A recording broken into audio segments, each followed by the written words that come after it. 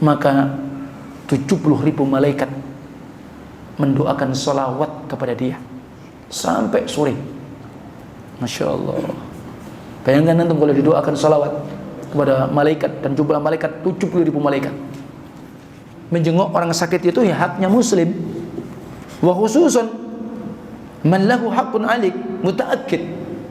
Lebih khusus lagi kalau ada orang yang punya hak atasmu yang ditegaskan. Seperti siapa tadi? Kal qarib was sahib, keluarga dekat, teman dekat, atau mungkin selain keduanya. Itu lebih khusus lagi. Wa hiya min afdhalil a'mal as-salihah. Ternyata menjenguk orang sakit itu di antara amal yang afdal, amal saleh yang afdal. Qul huwallahu ahad, Allahus samad, lam yalid wa lam yulad wa lam yakul lahu kufuwan ahad. Insyaallah taala, dan kita akan lanjutkan pembahasan kitab Bahjatul Qulub Al-Abrar. Masih pada poin hadis yang nomor 29 tentang hak muslim atas muslim yang lain. Sampailah pada pembahasan nasihat Rasulullah SAW adalah iyadatul marid, yaitu menjenguk orang sakit, di mana Rasulullah SAW menyatakan wa idza marida fa'udhu, dan apabila saudaramu muslim sakit maka jenguklah.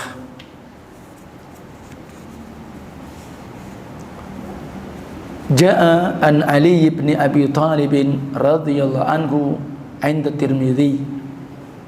Telah datang hadis dari sahabat Ali bin Abi Thalib di sisi periwayatan Imam Tirmidzi dalam sunannya pada nomor hadis 969, di mana Rasul bersabda, "Ma min muslimin", tidaklah dari setiap muslim, atau tidaklah dari muslim, di mana muslim tersebut ya'udu musliman ghadwatun, ternyata dia menjenguk saudara muslim yang sakit. Dan ketika dia menjenguk saudara yang sakit muslim tadi, dia jenguk di waktu pagi. Dia jenguknya di waktu pagi. Illa salla alaihi 70,000 malak hatta yumsi. Maka ketika seseorang muslim menjenguk saudara muslim yang sakit di waktu pagi, apa keutamaannya menjenguk orang sakit? Maka 70.000 malaikat mendoakan sholawat kepada dia sampai sore. Masya Allah. Bayangkan nanti kalau didoakan sholawat kepada malaikat, dan jumlah malaikat 70.000 malaikat. Sementara orang yang duduk di majelis ilmu saja, malaikat mendoakan Allahumma ghafir lahum, Allahumma arhamhum, ya Allah ampuni mereka, ya Allah rahmati mereka. Maka salawat bentuk di sana adalah keselamatan dan kesejahteraan. Tentu orang yang menjenguk saudaranya yang sakit muslim di pagi hari, 70.000 malaikat mendoakan salawat kepada dia, kepadanya sampai sore. Wa idza ada ashiyah illa salla alaihi 70,000 malak hatta yusbiha wa kana lahu kharifun fil jannah. Dan ketika seorang muslim menjenguk saudaranya yang sakit, dia jenguk di waktu sore, melainkan malaikat 70.000 malaikat pun mendoakannya, memberikan sholawat kepada dia sampai pagi. Dan tentunya bagi orang tersebut, dia akan mendapatkan atau memiliki sebuah parit yang ada di dalam surga. Artinya tempat kedudukan yang ada dalam surga. Barakallahu fiikum. Salawat 70.000 malaikat kepada orang menjenguk orang sakit ketika pagi, didoakan salawat sampai sore. Ketika sore menjenguk, didoakan sampai pagi. Kita ingat ayat innallaha wa malaikatahu yusholluna 'alan nabi Ya ayyuhalladzina amanu sallu alaihi wa sallimu taslima. Sesungguhnya Allah dan malaikatnya memberikan salawat kepada siapa? Nabi Muhammad sallallahu alaihi wasallam. Maka makna ketika Allah memberikan salawat kepada Nabi, maknanya apa? Allah memujinya, Allah menyanjung pada nabinya. Adapun malaikat, apa maknanya? Mendoakannya kepada Nabi. Maka wahai orang yang beriman, bacalah salawat kepada Nabi Muhammad sallallahu alaihi wasallam. Salawat dan kesejahteraan. Maka barang siapa yang membaca salawat untuk Nabi Muhammad sallallahu alaihi wasallam 1 kali, Allah balasi 10 kali. Nih, ini diantara maksud malaikat memberikan salawat kepada orang menjenguk saudaranya muslim ketika di pagi hari, didoakan salawat oleh 70.000 malaikat sampai sampai sore, dan sebaliknya ketika dia menjenguk di waktu sore didoakan sampai pagi. Artinya apa? Dia didoakan oleh malaikat-malaikat Allah. Hukmu iyadatil marid, kalau tadi adalah keutamaannya agar kita semangat, bentuk terghiban min Nabi sallallahu alaihi wasallam, motivasi semangat untuk kita. Adapun bagaimana hukum menjenguk orang sakit? Ikhtalafal ulama. Para ulama pun berselisih tentang hukumnya menjenguk orang sakit saudara muslim. Sementara kita tahu bahwa menjenguk saudara muslim yang sakit itu hak. Tentunya hak, kita ingat sesuatu yang tidak sepatutnya ditinggal. Bisa saja hukum wajib ataupun sunnah yang ditekankan. Nah, fadhahaba jamaahirul ulama ila anna iyadatul marid sunnah muakkadah. Adapun jumhur ulama, mayoritas ulama berpendapat menjenguk orang sakit hukumnya sunnah yang ditekankan. Berarti hukumnya di bawah wajib, di atas sunnah biasa. Wa dhahaba ba'dul ulama ila wujubihi wa huwa ar-rajih. Adapun sebagian ulama yang lainnya menghukumi wajib menjenguk orang sakit. Dan ini ternyata pendapat yang terkuat. Karena berdasarkan riwayat dari sahabat Abu Musa al-Asy'ari radhiyallahu anhu indal Bukhari marfu'an, Nabi mengatakan, "Udu al-maridha." Jenguklah orang yang sakit dengan kalimat fi'il amr, ya, fi'il amr. Maka dalam kaidah usul, maka al-aslu fil amri lil wujub, asal di dalam perintah itu sesuatu yang wajib. Wa rajaha inda qawli Ibn Hajar wa Syekh Al-Lubassam wa Ibn Utsaimin di muqtadal amr wal maqsud bil amr huna al wajibul kifai fala dalilun ala sarafi ila al istihbab. Maka yang menguatkan hukumnya wajib termasuk ini di sisi pendapat Al-Hafidz Ibnu Hajar, termasuk Syekh Abdurrahman Al-Lubassam, termasuk Syekh Ibnu Utsaimin.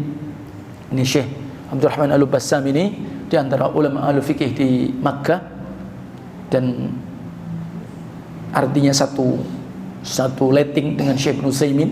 Kalau Syekh Ibnu Utsaimin adalah di Qasim, dan beliau keduanya adalah murid dari Syekh Abdurrahman As-Sa'di, termasuk penulis kitab Buhyatul Qulub Al-Abrar ini. Ya, karena apa? Karena konsekuensi perintah, dan yang dimaksudkan perintah di sini adalah bukan wajib ain tapi wajib kifayah. Ya, dan tidak ada yang memalingkannya kepada yang istihbab. Artinya enggak ada yang memalingkan kepada istihbab.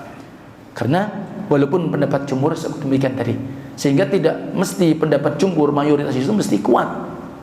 Ketika didekatkan pendalilan di antara para ulama ketika dalam mimbabi masalah, yakni al-amru al-mutanawwi'ah, perkara-perkara yang sifatnya itu adalah mungkin sunnah bukan perkara usul, maka tentunya yang terkuat adalah al-aqrab minad dalil, yang lebih dekat dengan dalil. Sebagaimana tadi bahwa walaupun jumhur mengatakan sunnah muakkadah, tetapi ternyata dalil dari hadis Abu Musa al-Asy'ari indal Bukhari bahwa perintah Nabi untuk menjenguk, tetapi dikuatkan maksud perintah tadi menjenguk adalah wajib, tapi adalah wajib kifayah. Ketika sudah ada yang menjenguk, berarti yang lain muslimin sudah gugur kewajibannya. Jadi seperti itu. Berarti kalau nggak ada orang sakit sudah muslim, nggak ada yang jenguk sama sekali, berarti bisa semua. Gitu kan? Nah, jadi kalau wajib ain ya berat tentunya. Jadi setiap antum dengar saudara antum sakit, wajib dari setiap orang kan berat. Tapi ini wajib kifayah. Sama sebagaimana hukum kifayah ketika tentang jenazah. Kemudian berikutnya iyadatul kafir, menjenguk orang sakit tapi kafir. Bagaimana tentang mungkin bisa saja ada yang masih punya orang tua belum muslim, atau mungkin mertua, atau mungkin saudara, ya, atau mungkin teman. Ini gimana hukumnya? Ya, Ja'a an Anas bin Malik 'inda Abi Dawud. Telah datang hadis dari sahabat Anas bin Malik dan diriwayatkan Imam Abu Dawud di dalam sunannya. Anas bin Malik mengkisahkan anna ghulaman minal yahudi kana maridan fa'atahu an-nabiy sallallahu alaihi wasallam ya'uduhu faqa'ada 'inda ra'sih. Jadi ada seorang pemuda Yahudi, Nabi kenal, Nabi bersahabat. Ini menunjukkan bahwa Rasulullah SAW berinteraksi dengan Yahudi. Ketahuilah antum bahwa di kota Madinah, sebelumnya kota Yathrib, itu mayoritas penduduknya adalah ahlul kitab. Ingat, penduduknya ahlul kitab. Bahkan di sana adalah kabilah-kabilah yang besar, kabilah-kabilah yang memiliki nilai yang tinggi, derajat nasab yang luar biasa. Kita masih ingat ada suku Aus, ada suku Khazraj. Itu luar biasa. Mereka termasuk istilahnya itu nasab-nasab yang mulia. Ya, suku-suku kabilah-kabilah ini. Dan mereka yang bahkan menguasai, seakan-akan yang terpandang. Itu asal. Jadi kalau antum buka misal di surah Al-Hasyr, itu kisah terjadinya orang Yahudi penduduk asli Madinah itu diusir karena dia menyelisih perjanjian yang sudah diikat sama Rasulullah SAW. Bayangkan itu penduduk asli Yahudi kota Madinah. Itu kisah surat Al-Hasyr awal.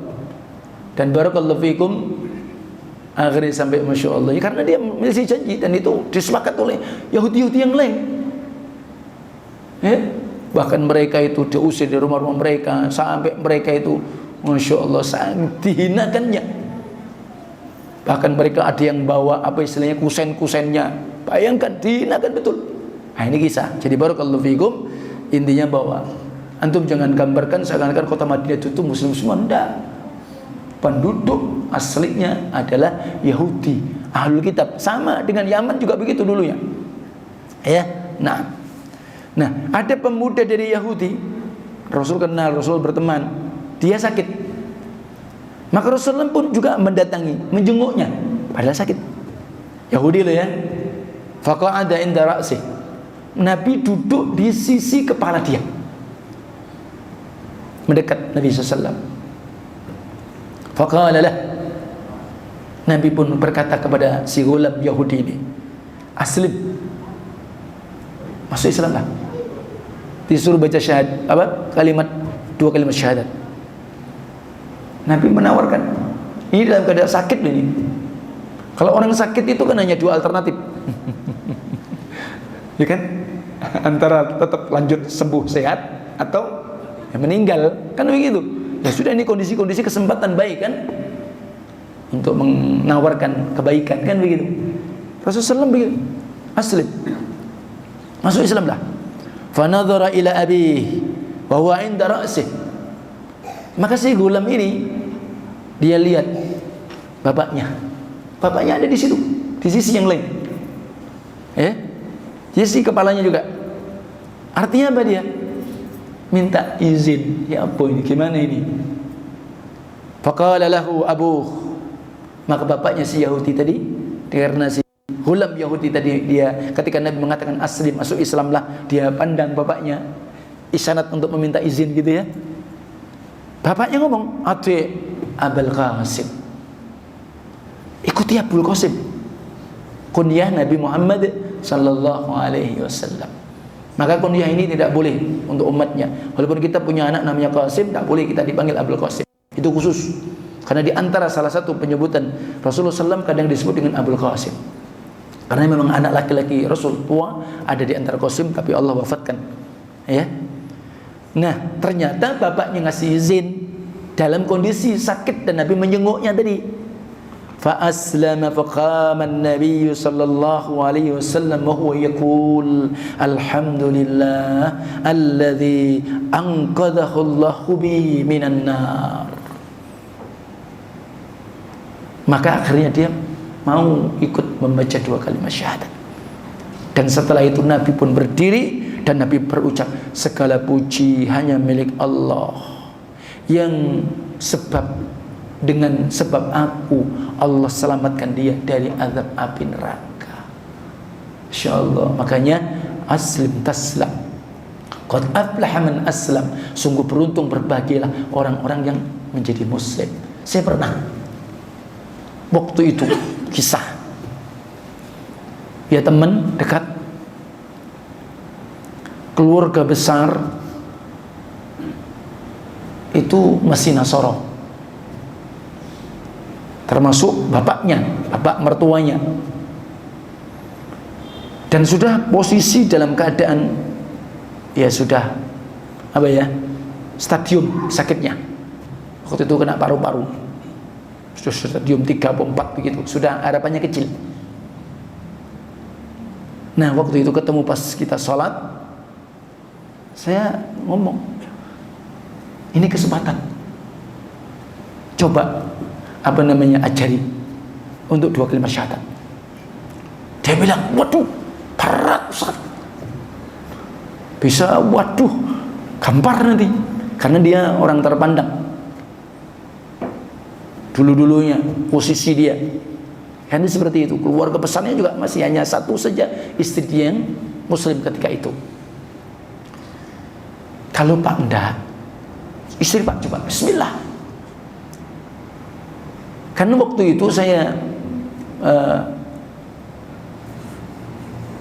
menarik sebuah korina, ada kaitan-kaitan bagaimana ketika dia sehat, keinginan dia gitu loh. Jadi insya Allah ini ada harapan besar dia mau. Cuma ketika itu dia waktu masih sehat mungkin malu karena keluarga besar ya. Tapi ini kondisi bismillah sudah, antum suruh masya Allah menyelamatkan dia. Walhamdulillah akhirnya dibisikin, dikhabari. Saya dikabarkan dia masuk Islam, mau 2 kalimat syahadat, terus meninggal. Ya sudah, terus gimana ini caranya ini? Nanti gimana ini? Ya sudah, kita serahkan. Kalau kita nanti ribut di dunia repot, kasihan dia. Ya akhirnya diselenggarakan jenazahnya sebagaimana Nasrani. Tapi tidak apa-apa, antum tetap sholati anak-anak yang muslim. Karena waktu itu sempat juga di kota Solo, dia Chinese, dia masuk Islam lebih dulu, anaknya ini, terus bapaknya diajak. Ketika itu juga ketika meninggal ribut dengan keluarganya, harus pakai cara apa? Tapi akhirnya ya sudah, menang keluarganya yang lebih besar begitu. Ya sudah, tidak apa-apa, kita serahkan kepada Allah. Yang penting secara akidah dia Islam.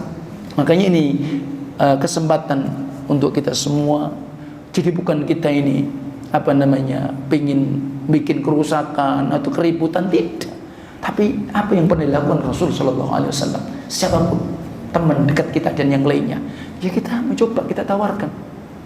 Kalau memang Allah kasih hidayah kan masya Allah. Bahkan hadis menyebutkan man dalla khairin falahu mithlu ajri fa'ilih. Barang siapa menunjukkan kebaikan, maka Allah berikan pahala orang itu di atas kebaikan, bahkan kebaikan yang dilakukan. Bahkan sungguh Allah memberi hidayah sebab engkau, maka keutamanya melebihi onta merah kebaikannya. Nah, ini penting. Baik, jadi ini kisah. Nah, qala Al-Hafidz Ibnu Hajar, ini disebutkan oleh Syalbani, hadisnya sahih dalam kitab Al-Irwa Al-Ghalil. Qala Al-Hafidz Ibnu Hajar Al-Asqalani Asy-Syafi'i rahimahullah taala fil Fathul Bari, fil hadits jawazun ayadatuh idza maridha. Al-Hafidz menyebutkan dengan kisah periwayatan apa yang pernah dilakukan Rasulullah SAW, maka di sini bolehnya menjenguk orang kafir apabila dia sakit. Nah, kemudian fasahihu idza kana fi iyadatihi maslahatun fala ba'sa wa illa fala yanbaghi iyadatuhu. Tentunya yang tepat menjenguk orang sakit itu kafir apabila ada kemaslahatan, maka itu tidak apa-apa. Jika tidak, maka tidak. Kalau tidak ada kemaslahatan. Ini disebutkan dalam kitab Aunul Ma'bud. Ya. Hadza idza kana maslahatuh. Tentunya kalau ada masalah. Yurja dukhuluhu al-Islam. Jadi kita jenguk dia dengan harapan supaya dia masuk Islam. Wa amma idza kana silaturrahim fala ba'sa. Kalaupun kita tidak ada, ternyata sulit, berat, tapi tujuan kita untuk menyambung hubungan keluarga, maka juga enggak apa-apa. Ya. Walau kana la yurja dukhul al-Islam. Walaupun tidak ada harapan dia untuk masuk Islam, li'annal maslahata lah. Tapi kemaslahatan ada bagi dia. Nah, tentunya tadi bukan sekedar itu, tapi kita bisa untuk memberikan kebaikan, kita bisa menawarkan itu, tentu tidak ada masalah. Nah, jadi seperti itu. Dan ini jawaban Syekh Ibnu Utsaimin dalam Syarhul Mumti'. Kenapa? Ya kalau keluarga terkhusus punya hak. Ya. Kan ada hak kita. Dia juga punya hak, kita perhatikan mereka. Nah, jadi seperti itu. Maka tentunya kita tetap hubungan baik dengan keluarga yang belum Islam, tetap sambung dia silaturahim. Ya tentu ketika kita agama kita kuat. Tapi kalau kita kemudian melihat dia ternyata seorang misionaris, kita lemah, ya antum tentu ya satu tari'ah, nutup diri kan, jaga ya kalau kita lemah. Tapi kalau kemudian ada masalah, ya kita bukan kemudian justru kita menunjukkan apa istilahnya itu keras, enggak, justru boleh. Ya. Nah, sebagaimana juga kisah Asma ketika ibunya masih musyrikah. Ibunya itu menjenguk, tapi dia tidak berani ketika sebelum tanya sama Rasulullah. Nabi katakan apa? Sambunglah. Ya, untuk diberitahu untuknya nyambung keluarga walaupun masih mereka belum masuk Islam. Tentu kepada kedua orang tua, kepada orang tua, orang dekat kita, ya. Ketika mereka menyuruh kita menyekutukan Allah, ya jangan, tapi di dunia tetap ada hubungan. Dan Allah berfirman dalam surat Luqman, wa in jahadaka ala an tusyrika bima laysa laka bihi ilm fala tuti'huma wa sahibhuma fid dunya ma'rufa. Dan jikalau jahadaka, dia memaksamu, orang tuamu, saudaramu, atas menyekutukanku, menyekutukan denganku, ma laysa laka bihi ilm, sesuatu yang tidak ada baginya atau bagimu tentangnya adalah ilmu. Artinya memang tidak ada sultan, orang menyekutukan Allah tidak ada pembenaran sedikit pun. Maka fala tuti'huma, jangan kalian taati orang tuamu. Dia orang tua kita ngajak nyuruh kemaksiatan, keluarga kita nyuruh kemaksiatan kepada Allah, ya jangan ditaati. Wa sahibhuma fid dunya ma'rufa, tetapi bergaulah kalian dengan keduanya, keluargamu yang memang mereka belum muslim, belum Islam, di dunia ini secara ma'rufa. Secara apa? Secara baik. Nah, lafadznya itu ya, ma'rufa. Taib. Kemudian al-ad'iyatu al-warida fi iyadatil marid, doa-doa yang datang dari apa yang ditentukan Nabi SAW ketika kita menyenguk orang sakit.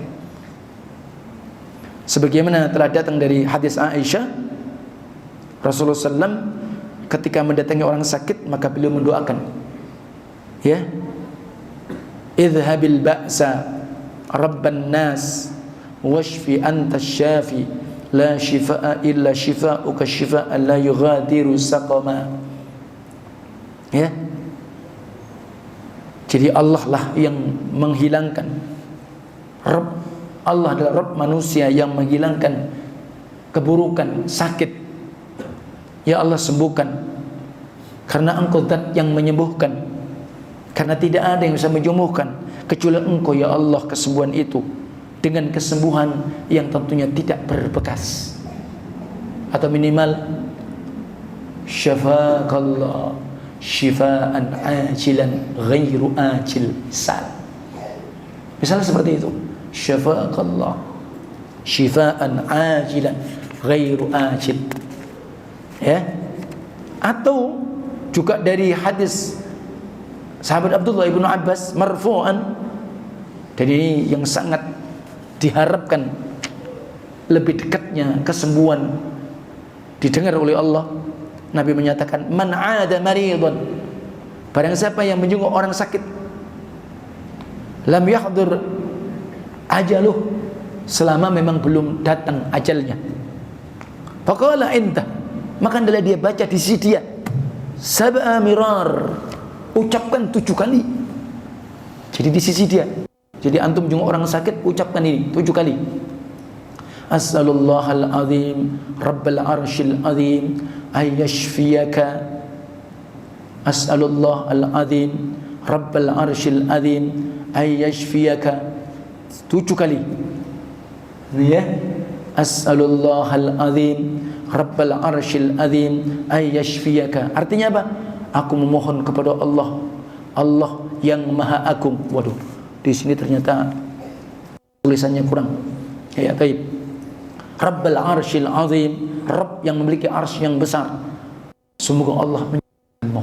Jadi kita sebut sifat Allah, Allah memiliki arsy yang besar, terus kemudian baru didoakan ayyashfiyaka 7 kali. Illa afahullahu min dzalikal marad, kecuali melainkan Allah akan memberikan kesehatan, Allah akan memberikan keselamatan dari penyakit itu. Ingat doanya ini lebih makbul, ya. As'alullahal azim rabbal arshil azim ayyashfiyaka. Ka laki, kalau ki perempuan, ya. Jadi as'alullahal azim rabbal arshil azim ayyashfiyaka, ya. Nah, taib itu diantaranya. Di samping disebutkan iyadatul marid min hukukil muslim, menjenguk orang sakit itu ya haknya muslim. Wa khususan man lahu haqqun alik mutaakkid, lebih khusus lagi kalau ada orang yang punya hak atasmu yang ditegaskan. Seperti siapa tadi? Kal qarib was sahib, keluarga dekat, teman dekat, atau mungkin selain keduanya. Itu lebih khusus lagi. Wahiyya min afdalil a'mal as-salihah, ternyata menjenguk orang sakit itu di antara amal-amal yang afdal, amal-amal saleh yang afdal, ya, sebagaimana disebutkan tadi. Sehingga dengan dia menjenguk saudara muslim senantiasa akan meliputi rahmat, dan dia duduk di sisinya, ya, dalam posisi sebelum beratnya kematian, itu pun juga sebagai rahmat, ya. Jadi sebagaimana disebutkan di sini, orang menjenguk di awal siang diucapkan sholawat oleh malaikat sebagaimana tadi, ya. Sore juga demikian, ya. Nah, dan sepantasnya bagi orang menjenguk mendoakan sebagaimana tadi, doa kesembuhan, diberikan motivasi, sugesti yang kuat, la ba'sa tuhurun insyaallah, termasuk enggak apa-apa kok, ya. Dan kemudian apa? Wa yunaffisulah, memberikan kelapangan hati, ya, diberikan apa? Wa yashrah khatarahu bil bisyarah bil afiyah, dilapangkan mungkin kondisi dia sakitnya mungkin gimana, dia tidak diceritakan dengan hal-hal yang ngeri-ngeri begitu, ndak ya. Ya, dengan kegembiraan, dengan kesehatan yang sempurna ya. Diingatkan jangan lupa untuk segera taubat, kembali kepada Allah, wasiat-wasiat yang bermanfaat. Tetapi ingat, tidak boleh kita terlalu lama-lama duduk menjenguk orang sakit. Bahkan sekedar kita memang batasan layak pantas menjenguk. Ya. Jadi artinya apa? Supaya nanti tidak memiliki pengaruh yang sakit tadi, sehingga akan menimbulkan rasa ragu ketika kita mungkin hal-hal yang lainnya memberatkan dia, ketika kita terlalu lama banyak untuk duduk di sisi dia. Maka falikulli maqamin maqal, maka tentunya setiap kedudukan itu maka ya sesuai dengan apa yang pembicaraan itu.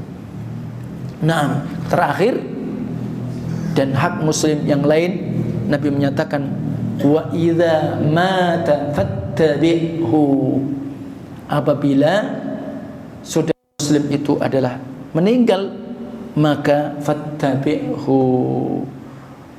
maka ikuti jenazahnya.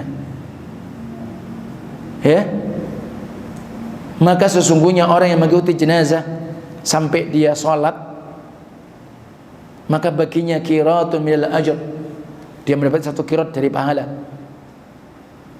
Ya, artinya dia mandikan, dia ikut mengkafani, dia ikut mensolatkan, kemudian dia ikut sampai mengebumikan. Kalau sampai itu falahu qiratan, maka dia dapatkan 2 qirat. Wattiba'ul janazah fihi haqqun lillah, ternyata orang mengikuti jenazah, orang memperhatikan tentang penyelenggaraan jenazah, kifayahnya itu ternyata di dalamnya hak untuk Allah pula, juga hak untuk orang si mayit tadi. Jadi bukan hanya hak si mayit saja, ternyata ada hak untuk Allah. Bahkan hak juga terkhusus kepada keluarga dekat yang masih hidup. Tentu hukum ittiba'ul janazah adalah fardu kifayah. Fardu kifayah ya. Nah, sebagaimana hudul marid wattaba'ul janazah fadzakkirhum al-akhirah, jenenglah orang sakit, ikuti jenazah untuk mengingatkan mereka akan negeri akhirat. Maknanya apa? Mengikuti jenazah itu ya dia tadi, man syahida janazah hatta yusalli 'alaiha falahu qiratun wa man syahidaha hatta tudfina falahu qiratan. Jadi barang siapa yang menyaksikan jenazah, menyaksikan bukan yang ngelihat tok, tapi dia ngikutlah kalau memang dia punya kemampuan untuk itu ya. Jadi seperti itu, bisa memandikan, mengkafani, mensolatkan, sampai kemudian dia menguburkannya, dia mendapatkan 2 qirat. 2 qirat itu adalah mithlul jabalainil azimain, semisal 2 gunung yang sangat besar. Ya, ini barakallahu fikum. Ini insyaallah taala yang bisa ana sampaikan pada kesempatan malam hari ini, penyelesaian tentang hadis yang ke-29 dari kitab Bahjatul Qulub al-Abrar. Semoga kita dimudahkan Allah Tabaraka Taala untuk bisa menunaikan hak saudara kita muslim. Jadi penting ketika kita bertemu ucapkan salam. Fa idza laqiya wa sallim alaih. Itu diantaranya. Kemudian ketika antum itu diundang, penuhi undangannya. Kemudian ketika dia bersin mengucapkan alhamdulillah, doakan yarhamukallah. Yang didoakan yahdikumullah yuslih balak. Nah, terus kemudian ketika berikutnya taib faida kita wassalim alaih, kemudian faida taka fajibu, ketika minta nasihat berikan nasihat ya. Kemudian ketika dia sakit jenguklah, dan kemudian ketika dia wafat maka ikuti jenazahnya ya. Jadi itu diantaranya yang disebutkan oleh Rasulullah SAW.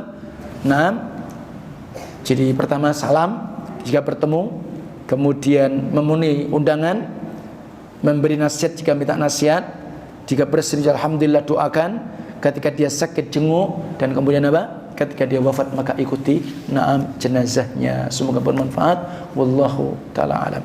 Wassallallahu ala nabiyyina Muhammad wa akhiru da'wa alhamdulillahi rabbil alamin. Masih ada berapa menit nih? Berapa menit? 3. Kalau tidak ada pertanyaan, alhamdulillah. Tidak ada ya? Tayyib, kita tutup dengan doa kafaratul majlis. Subhanakallahumma wa bihamdika asyhadu an la ilaha illa anta astaghfiruka wa atubu ilaik. Assalamualaikum warahmatullahi wabarakatuh.